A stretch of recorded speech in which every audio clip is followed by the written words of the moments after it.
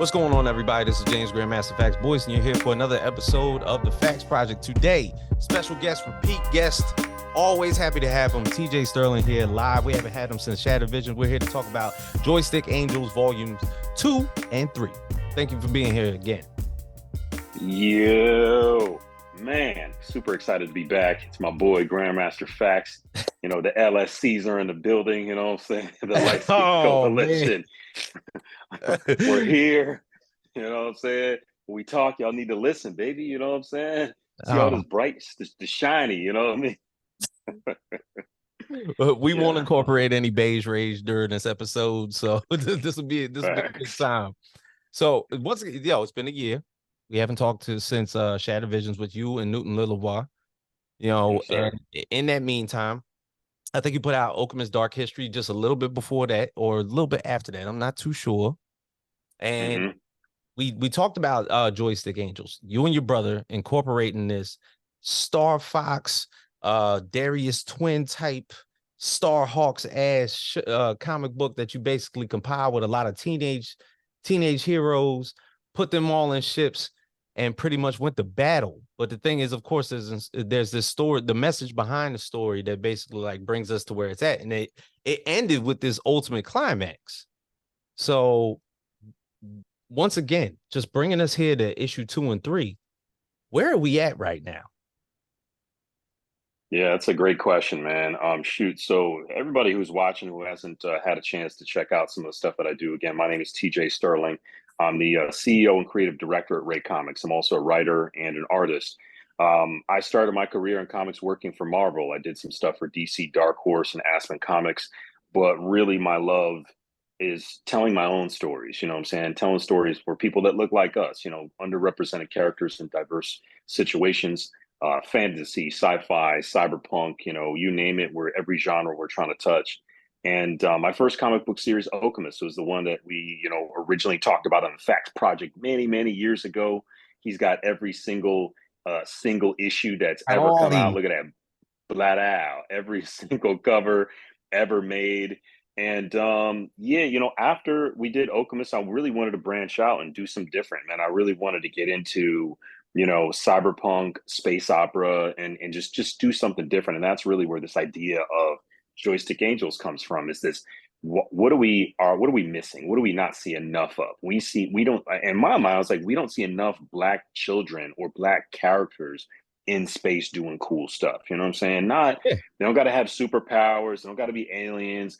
They just have to be like human beings that live in space, and they just happen to be brilliant young Black children using their brain for good. You know what I'm saying? But Joystick Angels, all ages space opera, these 5 young Black space pilots are trying to save the universe from an evil alien empire. So if you guys like Guardians, you know, the Galaxy, Star Wars, Star Trek, you're going to like this, but it's just for people that look like us in it. You know what I mean? Issue 1 dropped in 2021. It was a massive success. And we kind of did something different. We threw a soundtrack in with the book. You know what I mean? Like, not many indie comic books you're ever going to see have a soundtrack with them, but we want to really give you guys not just a comic book experience, but an immersive. And I mean, we didn't want to just give you a comic book. We wanted to give you an immersive experience as a whole. You know what I mean? So when you read a comic book, you're listening to the music, and it's just basically bringing you into the world of Joystick Angels. And that brings me to your next question about where we're at. So at the end of issue 1, we left on a crazy cliffhanger where one of the main characters was like insanely injured. You know what I'm saying? Like, you know, dismembered. Dismembered. That's correct. It sounds like a horror movie, but there's no horror in it, guys. It's so one of the main characters, yes, she lost her leg. Spoiler alert. At the end of issue 1, and you know, the guy who was essentially the leader of the team, Fox, decided to, you know, hand in his badge and resign and says, look, I'm not ready to lead a team. Like I'm not ready. So at issue 2, we pick up exactly where that leaves off, but it's 3 months. It's about, say, maybe 6 months later. And 6 months later, all the characters essentially are the team. The Angels are still disbanded. They're not a group anymore, but they still are kind of individually refining themselves, whether it's, you know, using their brains, or they're kind of like doing some danger room shit and just like, testing it out and like figuring out how to be a better fighter. You could see some people are experimenting more with robotics, and other people's relationships are starting to blossom a little bit. So Yep. individually, they're still doing their thing, but like a distress call comes in to the Libor space station, which is the last human colony where everybody lives at in deep space.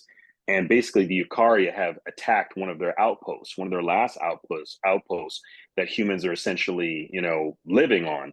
So basically, all hands are on deck. The entire Libor Space Force has to answer this call, and it's like, okay, how do we save these people in time, and basically stop the Eukarya from taking over everything. So last-ish effort, the Angels actually get back together to stop this Mhm. threat, this menace, and that's where the story kind of starts with issue number 2. Yeah, because all right. So to introduce the characters, you got Damien, you got Lexi, you got Cassandra, you got Andrew, and you got Aisha. Better yet, known as Fox, Deuce, Tank, Dragonetti, and Legs. Yep. With them all being disbanded, I mean, Fox is the only one that's kind of like the loner, but he's also known as the leader of the crew, where everybody pretty much picks up their own personal buddy system in this second issue. What is it? I think was it is it Tank and Dragonetti, they start to like link up and everything like that. And Yep. then Deuce and Legs start to link up. But more so, I guess, all in all, it's kind of like a Starship Trooper scenario. The Eukarya are just invading everything. This is the last human colony. So they've Yep. wiped out pretty much half the universe in a takeover fashion. And this last human colony with these super badass kids are just training themselves up for the next level. But ultimately, it all depends on Fox if he's going to get right or not. Yeah.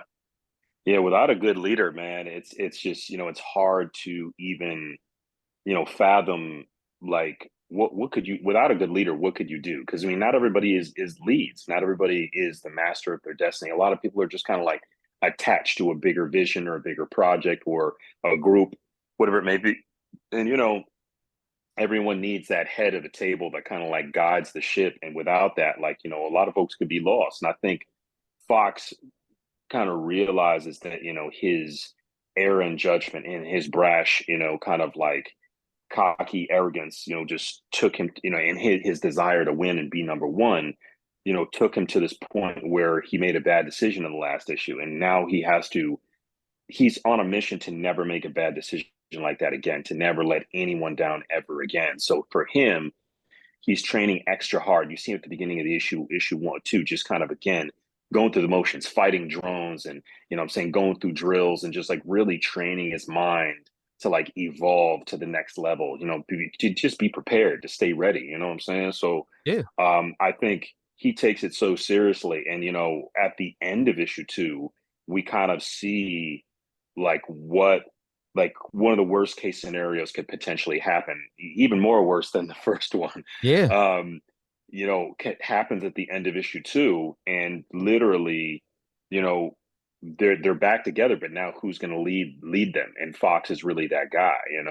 Right. And in a I like where you're going, where basically issue 3, Morpheo, who has played like a kind of like a pseudo mentor type to the whole crew. And you can tell this is the last human colony. So pretty much he's had a lasting effect on probably Fox and maybe the others. But essentially, I know from what I read that you in your summary about issue 3, Morpheo was kind of like a failed leader himself. To where like I'm training these kids up or to accomplish something that I was unable to do. Yeah. See, more, and that's a absolutely great way to put it, because Morpheo himself is literally a how do I say it? So in issue 3, we essentially kind of like rewind the tape, Right. kind of give you guys a little bit of a pause. So like issue 1 and 2 are consecutive, and then once we get into 4, 5, and 6, we'll eventually get back to the main story. But we kind of wanted to give you guys a little bit of a history and a background of who the cavalry was and who Morpheo was and why his role is so important. So we actually see Morpheo in issue 3 as a young lieutenant before he becomes the supreme commander of the entire Libor Space Force. And Mm-hmm. essentially, he's on like a last ditch mission to kind of figure out what these rogue scientists are doing in deep space. And they just happen to be experimenting with Eukarya DNA and doing all kinds of stuff. Now, again, I don't want to ruin it by saying too much, but I Right. will say, though, that there's some rogue scientists and a young cavalry group, which we're introduced to at the end of issue 2, is Mm. there to basically assist him. So he's kind of, again, um, I think we end up realizing that Morpheus is better at, kind of like pulling the puppet strings and helping people realize the potential and leading that part. But it's going to take a younger generation of people to really, make this happen. It's kind of like some Ender's Game type shit. So Right, you right. can't necessarily rely on the adults to do anything except, build some stuff. And then the young kids got to be used their brilliance, that fresh intellect to handle it. Man, look now, and I noticed because you did this before with Alchemist and Dark History. Like you've had opportunities where the story has led to like these dramatic climaxes, and you've had the actual like persistence to just pull back. You're like, hold up, there's more to this story than what you guys are doing. So, like to actually like provide us with this backdrop of how Morpheo came to be, and pretty much showcasing exactly who he is, and pretty much who Fox could become in essence. Yeah, yeah. I mean, I think you have to like my biggest thing too is just like, what are we not taught as young black men? You know what I mean? Like a lot of times I feel like young black men we're not necessarily taught all the necessary skills to be leaders. Yeah, You know what I'm saying? Like, a lot of it's, hey, you go to school, you get a good job, and like, I was watching this story from this dude who's his brother out of I think he's out of Maryland maybe, and he's got like a whole bunch of companies. He makes like on average 8.7 million a year, and he's like, yeah, when you go to school, college, all these things are meant to teach you how to be an employee, where when you build your own business and you figure out a system that works for you and your personality, then you're becoming a boss. And I think, a lot of us aren't taught how to be bosses, or even, it's true. that it's not passed down like almost immediately, like, unless your parents are very well versed in business or real estate or whatever it may be. Like you learn it from people who have that gene. So I think for Fox and a lot of kids within the Libor space station, they're essentially need strong black male father figures, and that's what Morpheo is. So we get a little just look into that world of what Mm-hmm. he's had to deal with, but also, it kind of puts you into this spot. Like, okay, it's a militaristic society. How do these characters reach their full potential? Like, what is their role and where are they going to fall when they become adults? Yeah, So I just like this idea of pushing them because, I just think that, without the only way to really become great is you have to go through some trial and tribulations and some hard stuff. right. And even in the event of a lot of trauma at the end of issue 1, we don't see the next page. So it's almost, Fox wants to quit. Like quit. Like I'm just going to stay here on the space station and I'm just going to live aimlessly. Why? Because and I pretty much got to like come to the realization that somebody who is impactful in my life is literally no longer themselves, physically or emotionally, because of my actions. So it's like, how can I learn from that? Yep. Yeah, it reminds me a lot of that scene in Top Gun when Goose Goose. ends up getting killed because that failed mechanical issue. But Tom Cruise character Maverick blames himself. And even Yeah. when you watch the new Top Gun movie, that spirit or that ghost of Goose in that whole situation Yeah. bleeds into the storyline. So thankfully, Leg's character and the person who does go through this traumatic situation is not Pat isn't gone, isn't dead, but her Mhm. life is absolutely changed. And I think what we're going to see within the next few issues is just how um like how that change affects the team, how it affects her life, and what her role becomes. And I think it's really going to be exciting for people to see like issue 4, 5, and 6 and what Mm. we're going to be able to do, because each character is going to have to step up and do something different, you know what I mean, and be more than what they are. Word. Nah, I like the analogy with Top Gun because basically at the end of that, even though Maverick wanted to quit, Iceman, his biggest rival was the one, nah, you're the best. And he was like, bro, I've been trying to beat you like my entire military career. You telling me I'm the best? They're like, I don't know how I can accept this right now, but it's fine. I'll come to pass. Facts. You know what I'm saying? But essentially, even in the task of putting this together, you talked about it earlier. Of course, Joystick Angels came with a more sonic experience than anything. So the incorporation of your brother, who's been able to do a lot of engineering and a lot of producing in the past, and pretty much adding him to this project and be like, you know what? Not only do I want you to be a part of this experience and how I basically put this story together, but I want you to be literally the soundtrack, the theme music to the entire pathway of the Angels. How does that come to be? Yeah, it's I love when people ask me this question because what you got to think about is just inspired thought and creativity. I heard this quote, or I heard this no, it was more like advice. And I can't remember who said it. I think it was like an actor or somebody who was a visual creative, you know what I'm saying? And they basically said, once you have inspired creativity, act on it immediately. And it really stuck with me. It sank deep into my soul as a young man when I heard this, because I'm like, man, I got creative ideas all the fucking time. Like I got them like in spades. Like I got tons of ideas. So that doesn't necessarily make every single idea good, but the one that is inspired and that you can feel in your soul that you have to do. Like I have to tell this story. I have to get this out. It has to be something that is, it has to come to fruition. I have to plant the seed so I can get some fruit out of the situation. That type of creativity, if you don't act on it, it just floats away in the universe, and then someone else can like basically latch onto it.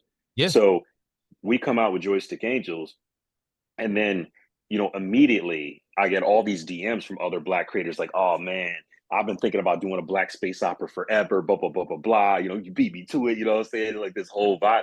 But I'm just saying, like, it could have been, it's anybody's game when you talk about comics and these things. yeah, So, um, that inspired creativity that I'm talking about literally occurred over like a meal. You know what I mean? Me and my brother were living together. We were cooking dinner, chatting about the comic book industry. My brother, grew up with me going to the comic book shop. His favorite book is Spawn. He's a fictionado. He loves comics. He loves supporting a lot of Black indie books. And shit's that's just different. yeah. So the cool thing about him is that he's got the eye, for the arts. And for me, because I grew up up around a lot of musical people, like my brother and a lot of the kids I grew up with on the block, like a lot of these kids were rappers or singers or, Mhm. drummers or artists or beat makers, whatever. So I grew up around all these people, and I had the ear for what made sense musically for a lot of stuff. So I'm a big hip hop fan. I'm a big aficionado of every genre of every time period in hip hop. But I was like, we're sitting there talking like, so what's really the comic book industry missing? What hasn't been done yet? Or Right. what have we not seen in Black indie comics yet? Okay, so Black folks in space, you know what I'm saying, a space opera on some Mhm. Guardians of the Galaxy shit with a little bit of Star Trek and Star Wars mixed in there. But also that means if it's on that tip, then there's got to be music with it. Has to be. Of So course. my That's brother, how Guardians was. yeah, yeah, very musically driven. And again, like it wasn't like, hey, we watched Guardians and went and made this book. Nah, it was very much like, hey, that was kind of in the very, very far back of our mind of the stuff that we liked. But Right, right, right. we're making this, I think, right a little bit after Guardians 1 came out. So it really, I think Guardians 2 is what really got it super popular. And then Guardians 3 sealed the deal, obviously. But with Joystick, I was like, bro, like Spenser Sterling of Mint Music is a creative genius when it comes to storytelling with sound. Mm. Even if you listen to his hip hop records or his EDM records or his house records, whatever he's produced, a lot of them have just interesting emotional cadences that kind of take you through a journey of feeling, whether it's sad or up or hype or lit, whatever it might be.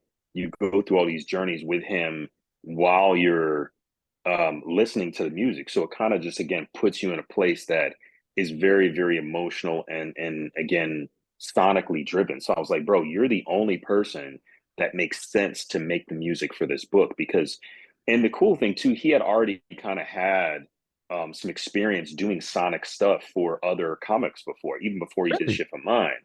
Yeah, so he did a theme song for a comic book called Sandstorm, Mm-hmm. and Sandstorm is a book that's written and illustrated by a Black woman writer artist by the name of Rashida Lewis. And Mm-hmm. Rashida is a mother of four kids, lives in Pennsylvania.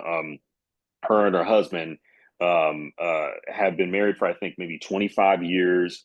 And she was one of the very first ladies who mentored me and said, hey, you know, if you want to make comics, like you have to save this amount of money. You know what I'm saying? You got to try doing this, and you got to make these types of connections and go to cons and build. Like she was, so it was really, and see, my philosophy is just listen to Black women. You know what I mean? Like if you got Giving good, you the strong gem. Black women, if you got good, strong Black women in your circle, whether they're working with you in your business, whether it's your mom or your sister or your auntie, whoever it may be, and if they're speaking good stuff, life into you, just listen to them and take that advice. So Rashid is talking, I'm listening, and years later, she recognizes my brother's talent, said, hey, do you want to do a soundtrack for my comic book? So he did that for hers. And that's where it all began. And then he also did a theme song for Beautiful Soldiers, the Mm-hmm. book by LaShawn Colvin, rest in peace to Yeah. LaShawn. So he did the whole like, sound. Well, it wasn't really a soundtrack. It was just a theme song for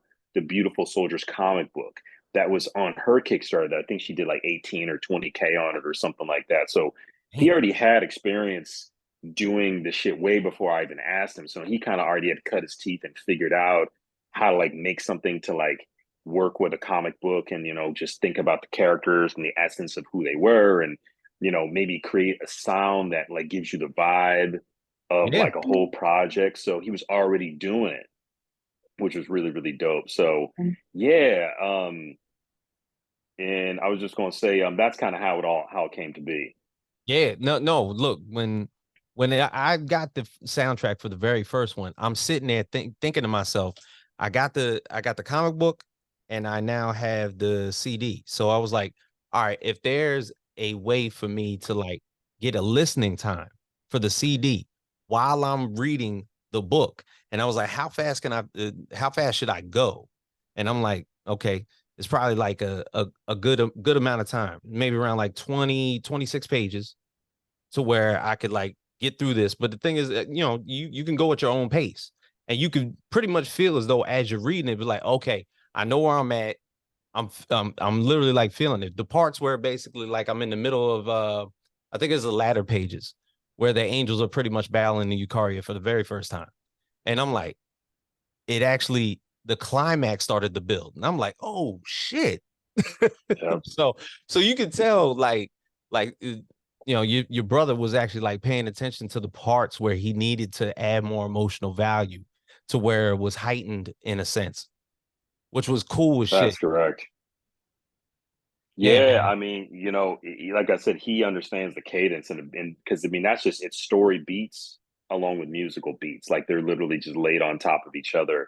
And we're discussing that too, because it's like, okay, how's it feel? Like, because he'll make a track or make something. He's like, yo, this kind of feels like Fox, or this feels like, Eukarya. This one feels like, Libor because it's the military society.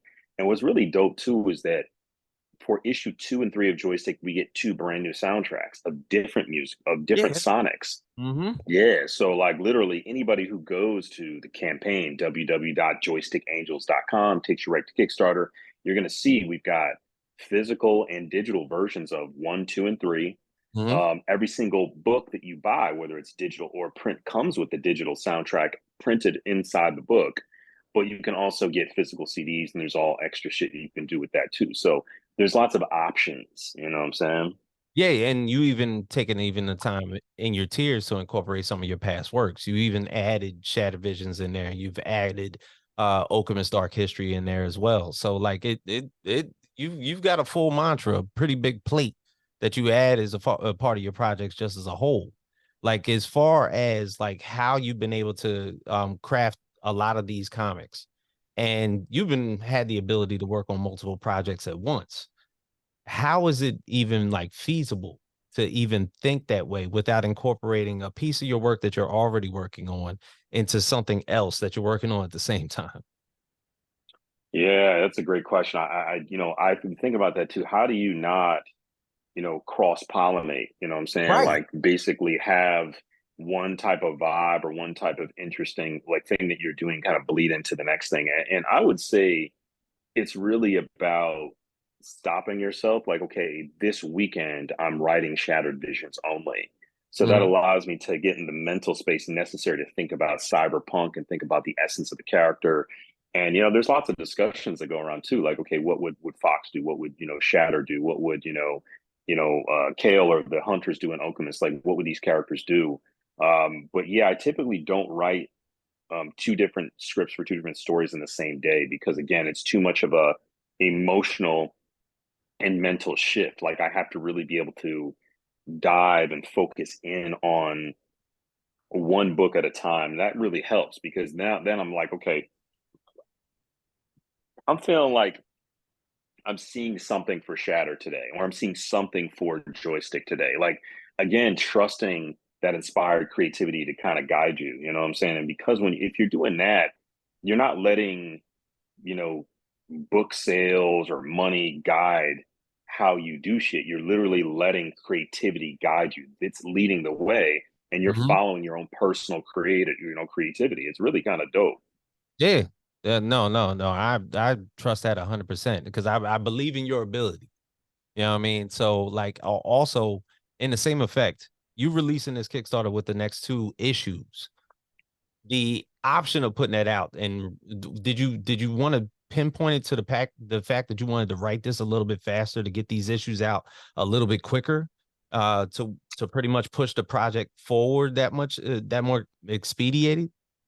Yeah, I mean, it was more along the lines of just like we drop it in 2021, and everybody's just like, "When's issue two coming out?" I mean, like they read it within the same week and already wanted number Yeah, two. And I'm like day one. like, but see, the thing is Joystick Angel was such like a again, we just caught lightning in a bottle. That's really what it was. Like there was no real plan to make Joystick Angels. It just literally we just got struck by this lightning bolt and said, "Hey, this is something we got to do," and we just like pushed forward on it. And we didn't even know how people were going to react.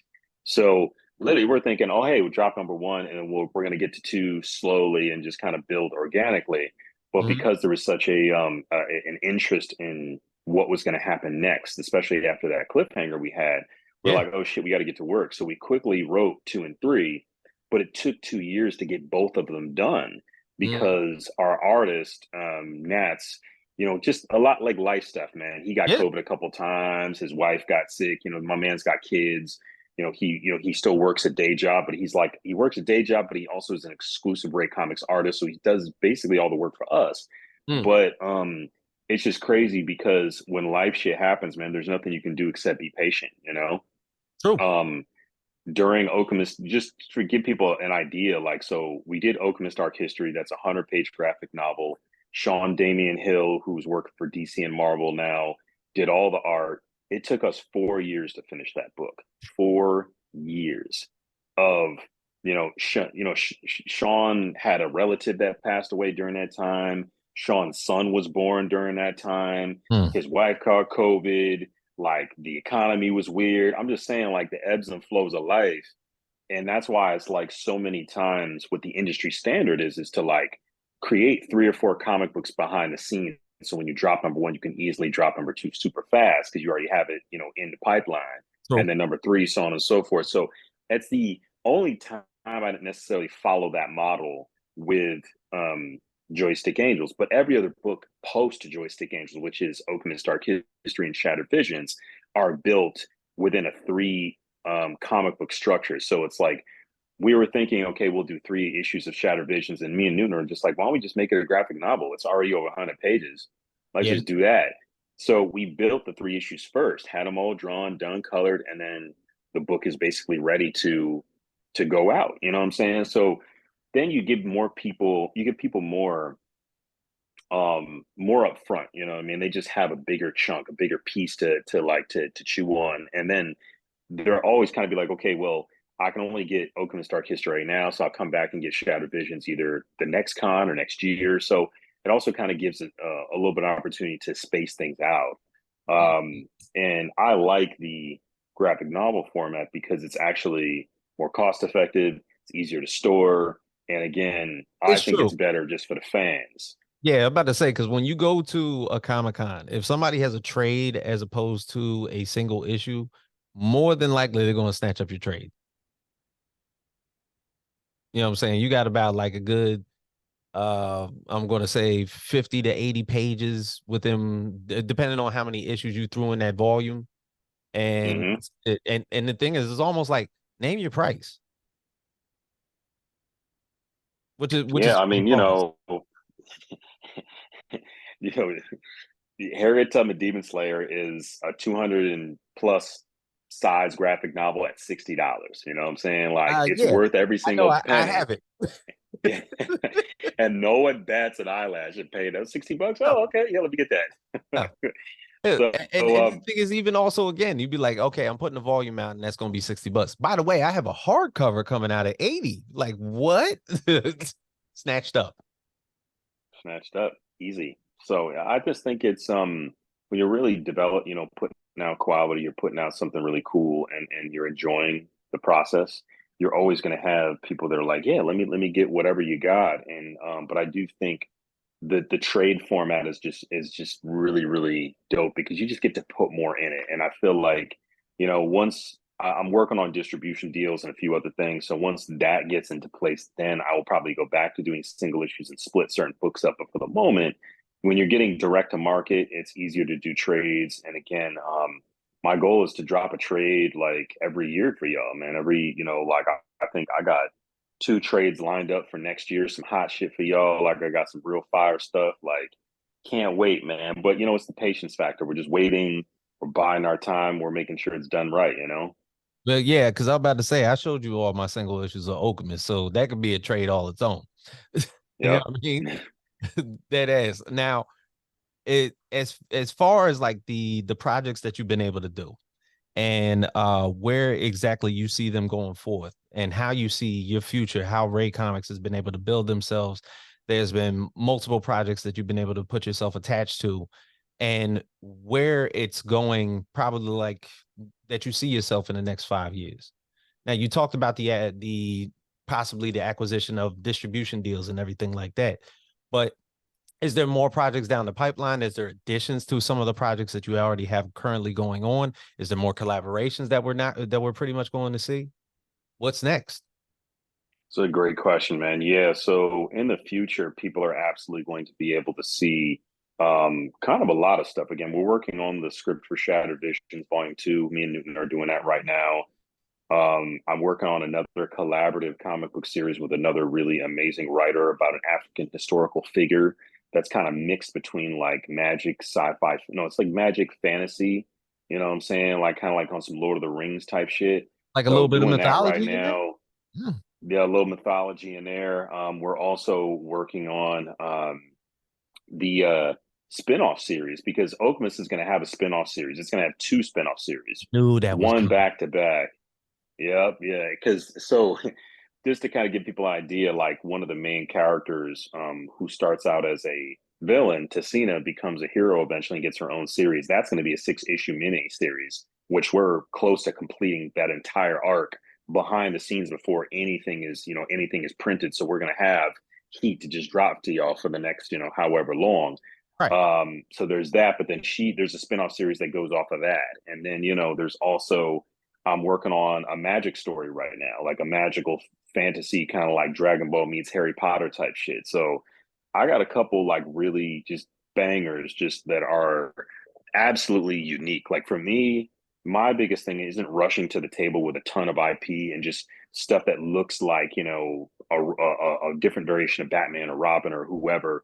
Like my thing is that taking your time and really making stuff that has never been done, something that you're not going to see in Mm-hmm. any other place, something that literally kind of puts you into this different spectrum of thought and creativity and like really inspires people like, yo, I wish I fucking thought of that. I wish I did that. Or, oh man.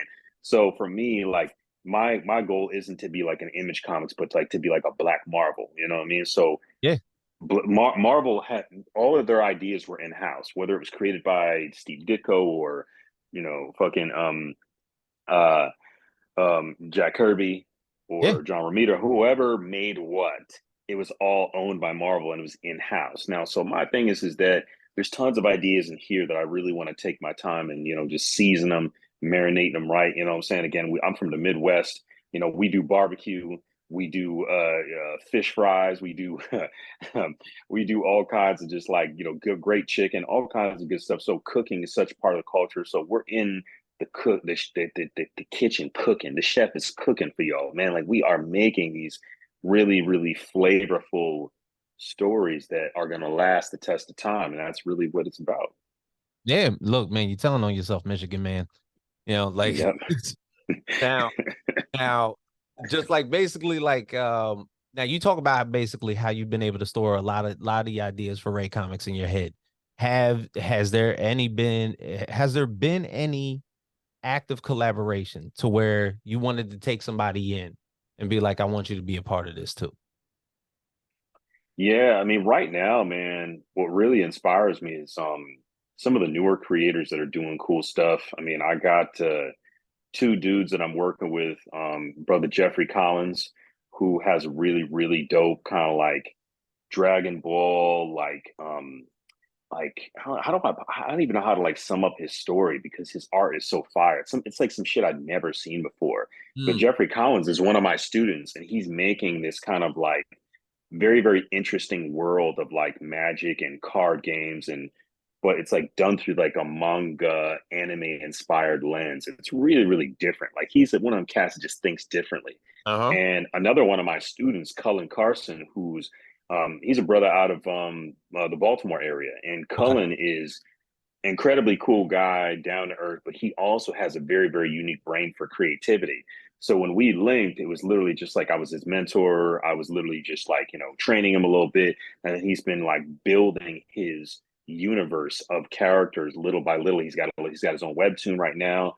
So I'm really inspired by these dudes because they're such hustlers and they're really trying to do different shit. I just think it's so easy, especially in comics, to like find a trope, find a specific look, have a gimmick, and ride that wave until you get whatever success you get. Because the thing is, it's like the easy views, like on Instagram, like the easy followers, the easy views on TikTok, whatever. It's like taking your clothes off. Like what I'm saying, like it's easy, I'm saying, Hmm. to get 100K if you a baddie and take your clothes off, man or woman. If I mean, if that's your thing, what whoever's Right. listening, I'm just saying, like it goes both ways. Where if you are just kind of making stuff that people are going to like because it's low hanging fruit, it does have that immediate gratification, but you're not getting that long lasting feeling. Hmm. You know what I'm saying? So I'm really inspired by some of these newer dudes, because these newer cats that are creating, because they're like, hey, I want to make something different that I'm not seeing, because there's so much black comic books right now. How do I differentiate myself Exactly. from all these things?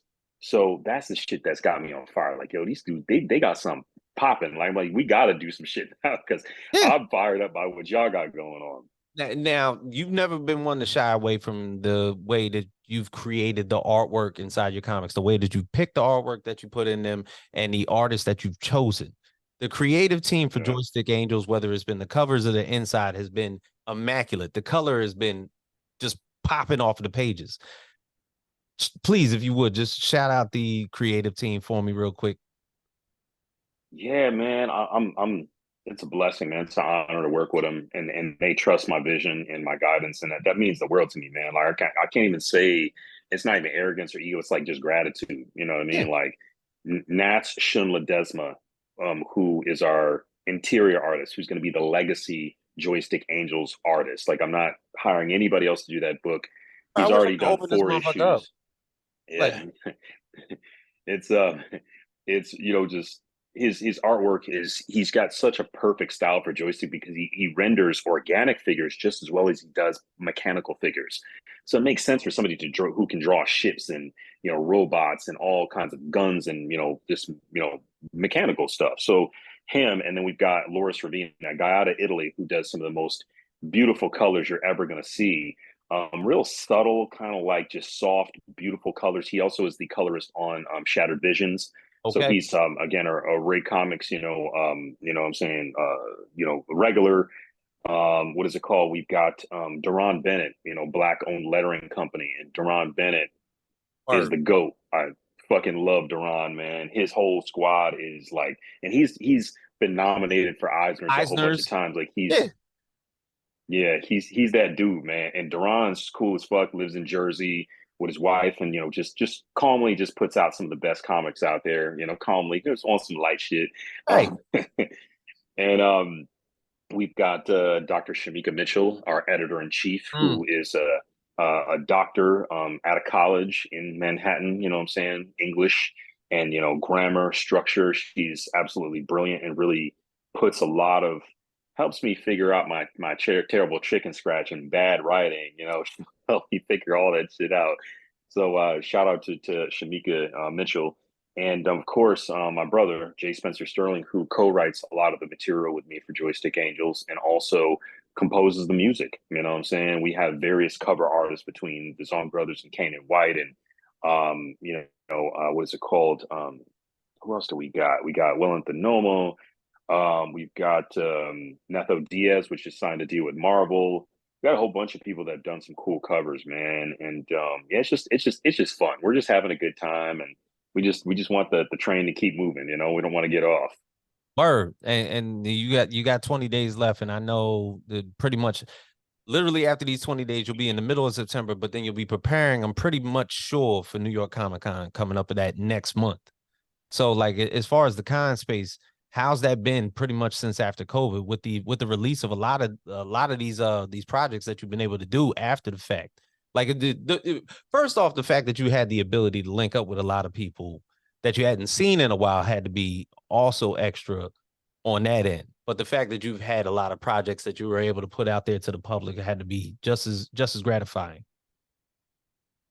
Yeah, man, I missed everybody after COVID, bro. I missed the whole team, everybody in Black Comics, everybody who does their thing and shows up to cons. I love them, man, and it's just good seeing folks in person. And but conning is difficult, man. It's hard work. It It's a is. lot of energy. And again, like I literally, you know, touched down from LA to Atlanta today, ran to the convention center in downtown Atlanta, set up my booth, and then shot back to my Airbnb to be on this podcast with my boy James Boyce, aka Grandmaster Facts. You know what I'm saying? So it's a grind, man. And but yeah, I think for me, it's like every time I come to a convention, I want to have something new. Well, I'm sorry, every year I want to have something new. So like, if you didn't catch me at like New York Comic Con, you'd be able to catch me in Baltimore, catch me there, and get whatever else you missed. So, but yeah, man, I love conning. I think in the future I'll probably be doing more online stuff. I'll be building the business that way a little bit more Yeah. and just sitting at home and doing stuff. I think I talked with somebody recently that, like, because of the act of webtoons being available, global comics, comicsology for what it still is, and everything like that, the act of digital comics has provided an outlet for people that doesn't have the ability to be a collector and have the option of basically harnessing a lot of their reading material on their phone. I was saying to somebody, I was like, the fact that one day you could probably go to a con and somebody will literally have a QR code after you purchase the comic and literally just download the whole comic there. There, you just pay for my comic. There, it's on your phone. Feel free. Go ahead. Read. You know, Yep. Yep. that's gonna happen one day. Like, this dude's not gonna have any comic books on his table. There's gonna be nothing behind him, no boxes. He has no physical manifestations, whatsoever. But he's literally gonna have a Yep. QR code on his phone with his comic available to you. All you gotta do is pretty much swipe your Square or whatever PayPal you got going on and everything like that, and they're gonna have that for you. I feel like that evolution is going to happen not sooner. It's probably gonna be later on down the line, but it's crazy now what you can do with with your comics, like what however you want to distribute them. Yeah, it's real, man. It's definitely an interesting environment, or just like again, whether the advent of the AI shit and just having more people trying to do unique stuff. I think it's anybody's game at this point. Anything could happen. Anything could literally be coming up around the corner. You just never know. I mean, shoot, like I said, I mean, I loved what Marvel did many years ago with Marvel AR, which is their augmented reality application. You know Yeah, what I'm saying? Literally load it up on your phone, download it from the App Store, and then, whatever comic book you're reading, if there's an AR tag on it, that you can pull out your phone and see the AR, the augmented reality pieces come to life on your phone. Now, I don't yeah. know if they do that or if they're continuing to do it now, because I know it was something that was a relatively costly endeavor for them. Mhm. But I know when it came out, I thought that shit was lit. I was like, bro, this shit is cool as fuck. I like different stuff like this. Bro. I like interactive comic books. I like stuff that you can feel, Yeah, and the thing is, I think more recently, I'm not sure if they do the augmented reality anymore, but through Marvel Unlimited, you're pretty much it's not page flipping anymore. It's panel by panel and exactly how it's constructed. So it's like you're looking if it's a landscape panel, you're going to see it that way. If it's a couple portraits, you're going to see exactly like basically like it's not a page turner like it used to be. You're almost seeing panel Yep. for panel how the story basically is molded together, which is actually pretty cool. So the act of digital comics is nuts right now. Yeah, yeah, and you've got a lot of great creators like Kari Randolph and Scott Snyder doing some amazing stuff on Substack, which is Substack. again a completely digital thing. Obviously, Comixology is still doing this thing. So yeah, man, there's so many avenues that I think are just going to continue to just move the medium forward. So it's just going to be fun, man. I'm just excited to see what it does. And but obviously, everybody who's watching all starts with supporting your independent comic book creators like myself. Word. So jump on that Kickstarter, man. Smash that link. Check it out. It's www.joystickangels.com. Takes you right to Kickstarter. If you got an account, you're already going to be logged in. But if you don't, you create one, and you can literally pledge to the campaign for any one of the digital issues, any one of the single issues, whether it's 1, 2, or 3. We got T-shirts. We got all the back stock of everything printed and created by Ray Comics. So yeah, jump on the Kickstarter, check it out, support us. We got 20 more days left. I don't know how many days we're gonna have left when y'all see this video, but it's still gonna be It's still gonna be a lot of live time. if you. Time. Yeah, But bro, thanks. it's always good to have you. Once again, Joystick Angels is now live on Kickstarter. You can not only just get those first 3 issues, you can also get the soundtracks to each one. You can get Alchemist, Dark Alchemist, and Shattered Visions, which is also tiered on his platform on Kickstarter right now. So kudos to you, brother, for doing the projects that you have. I'm pretty sure we're going to be talking once again once that next project hits. It's probably going to be you and Newton, me, you and Newton, locked in a cage, trying to talk this out about Shattered Visions, man. And I appreciate you always. I know Atlanta Comic Con is probably calling your name and you're about to basically like sell everything in your stock. So do your thing, brother. Absolutely. Thank you, man. Yeah, it's an honor to always be on the show. I love just chopping it up with you. You're definitely a real one. And like I said, the Fact Project brings you some of the best like comic content out there. Like the shit is ill. So please follow his podcast if you're not already doing it. You are if you're watching the show. But if you aren't, smash the subscribe button for the Fact Project. Follow him, man. Watch his older ones too. His older videos are fire. And a couple of them Tons got of him great on it. creators pull up. Bird. Yeah, Yeah, just a look, few. the man's not lying. So from James Grandmaster Facts Boys, TJ Sterling, shout out to Jay Spenser Sterling out there in the void, man. He's out there still creating, doing his damn thing. So for the Facts Grinding. Project, we are out.